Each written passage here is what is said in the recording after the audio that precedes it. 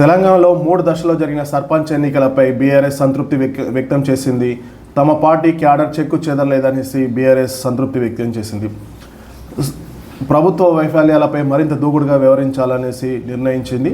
3 విడతల్లో జరిగిన గ్రామ పంచాయతీ ఎన్నికల్లో పార్టీకి ఊపిరి పోసాయని బీఆర్ఎస్ వర్గాలు భావిస్తున్నాయి. 2 ఏళ్ల క్రితం జరిగిన శాసనసభ, లోక్సభ ఎన్నికల్లో గ్రామీణ ప్రాంతాల్లో చేదు అనుభవం ఎదురైన పార్టీకి తాజా పంచాయతీ ఎన్నికల ఫలితాలు కొత్త ఉత్సాహాన్ని నింపాయని శ్రేణులు అంటున్నారు. పార్టీ నేతలు, కార్యకర్తల్లో ఫలితాలపై హర్షాతిరేకలు వ్యక్తమవుతున్నాయని చెప్తున్నారు. గ్రామాల్లో తమ పట్టు చెక్కు చెదరలేదనే భావన పార్టీ వర్గాల్లో వ్యక్తమవుతుందని, 12,000కు పైగా గ్రామ సర్పంచ్ స్థానాల్లో దాదాపు 40% స్థానాలు బీఆర్ఎస్ మద్దతుదారులు కైవసం చేసుకున్నట్టు బీఆర్ఎస్ ప్రాథమికంగా అంచనా వేస్తుంది.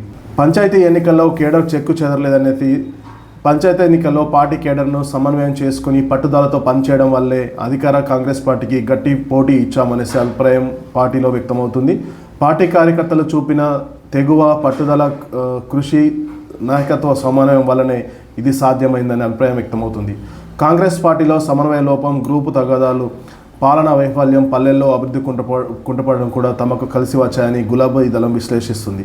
ఆదిలాబాద్, నిర్మల్ లాంటి చోట్ల మినహా ఎక్కడ పెద్దగా బీజేపీ ప్రభావం చూపించడం లేదని, లోక్సభ ఎన్నికల్లో బీజేపీ ఫలితాలు సాధించినా ఆ పార్టీ బలపడిందని నిదర్శనం కాదని తేలిపోయిందని బీఆర్ఎస్ వర్గాలు సమీక్షిస్తున్నాయి.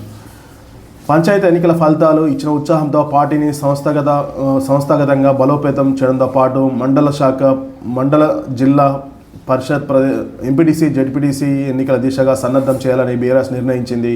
త్వరలో గ్రామ స్థాయి నుంచి రాష్ట్ర స్థాయి వరకు సంస్థాగత కమిటీలు ఏర్పాటు చేయడం, సభ్యత్వ నమోదు, శిక్షణ కార్యక్రమాలు, సంబంధిత షెడ్యూల్ను పార్టీ అధినేత మాజీ సీఎం కేసీఆర్ ఈ నెల 21న జరిగే పార్టీ విస్తృత స్థాయి సమావేశంలో ప్రకటించే అవకాశం ఉన్నట్టు తెలుస్తుంది. అలాగే భవిష్యత్ కార్యాచరణపై దిశానిర్దేశం చేస్తారని పార్టీ వర్గాల సమాచారం. పార్టీకి అధికార కాంగ్రెస్ పాలన వైఫల్యాలపై మరింత దూకుడుగా వెళ్లేలా క్షేత్రస్థాయి పోరాటాలకు కార్యాచరణపై గట్టిగా దృష్టి పెట్టే యోచనలో ఉన్నట్టు బీఆర్ఎస్ నేతలు చెప్తున్నారు.